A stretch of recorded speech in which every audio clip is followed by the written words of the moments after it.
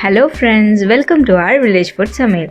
இன்றைக்கி நம்ம செய்ய போகிற டிஷ் என்னென்னா, அவல் வச்சு ஒரு சூப்பரான பிரேக்ஃபாஸ்ட் எப்படி செய்யலான்னு பார்க்கலாம். அதுக்கு முன்னாடி நம்ம சேனலை நீங்கள் இது வரைக்கும் சப்ஸ்கிரைப் பண்ணலாம், சப்ஸ்கிரைப் பண்ணிவிடுங்க. பக்கத்தில் இருக்க பெல் பட்டனையும் கிளிக் பண்ணிவிடுங்க. அப்போ தான் நான் போடுற வீடியோஸ் உங்களுக்கு உடனுக்குடனே வரும். சரி வாங்க வீடியோக்குள்ளே போகலாம்.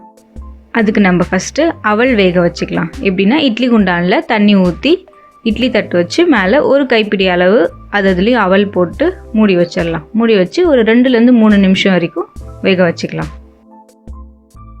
பார்த்தீங்களா, இப்போ சூப்பராக ஈவனாக எல்லாமே பொலன்னு வர அளவுக்கு நல்லா வெந்திருக்கு. இப்போ ஒரு பேனில் தேவையான அளவு எண்ணெய் ஊற்றிக்கோங்க. ஊற்றிட்டு கடுகு, ஜீரகம், பச்சை மிளகாய், கருவேப்பிலை எல்லாத்தையும் போட்டு நல்லா ஃப்ரை பண்ணிக்கோங்க. அடுத்து வெங்காயம் போட்டுட்டு நல்லா பொன்னிறமாக வர வரைக்கும் ஃப்ரை பண்ணி வச்சுக்கோங்க.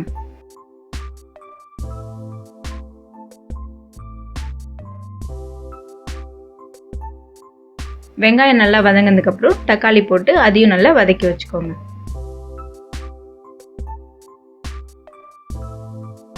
நல்லா வதங்கினதுக்கப்புறம் கரம் மசாலா, மிளகாய்த்தூள், கொத்தமல்லி தூள், மஞ்சள் தூள், தேவையான அளவு உப்பு எல்லாத்தையும் போட்டு நல்லா வதக்கிக்கோங்க.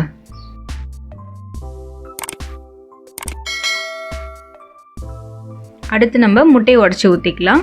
உங்களுக்கு முட்டை வேணும்னா போட்டுக்கலாம், இல்லைன்னா விட்டுறலாம். இது வந்து ஆப்ஷனல் தான். அதில் கொஞ்சம் பெப்பர் பவுடர் போட்டு நல்லா ஃப்ரை பண்ணி வச்சுக்கலாம்.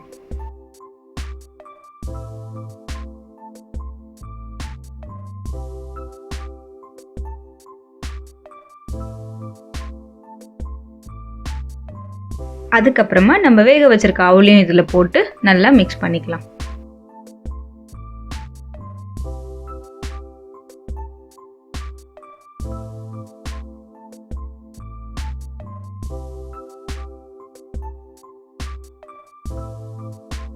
இப்போ கொஞ்சமாக கொத்தமல்லி தழை போட்டு மறுபடியும் ஒரு நல்லா ஃப்ரை பண்ணிக்கலாம்.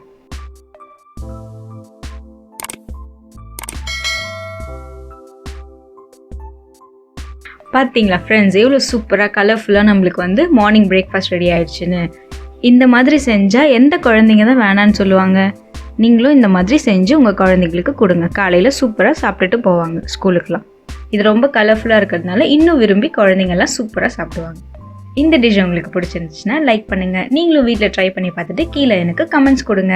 மறுபடியும் இன்னொரு சூப்பரான டிஷ்ஷோட நான் உங்களை சந்திக்கிறேன். தேங்க்யூ, பாய்.